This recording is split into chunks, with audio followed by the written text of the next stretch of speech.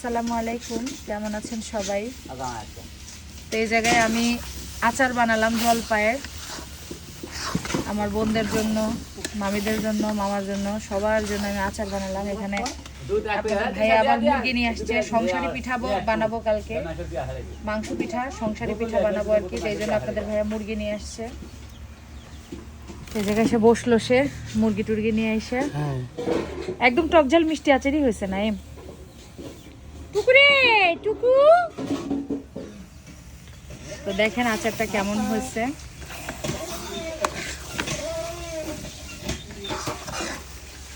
আচারটা সেই টেস্ট হয়েছে।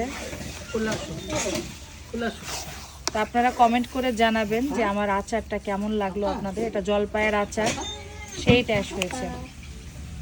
তো সবাই ভালো থাকবেন, সুস্থ থাকবেন। আল্লাহ হাফেজ। আসসালামু আলাইকুম ওয়া রাহমাতুল্লাহি ওয়া বারাকাতুহু।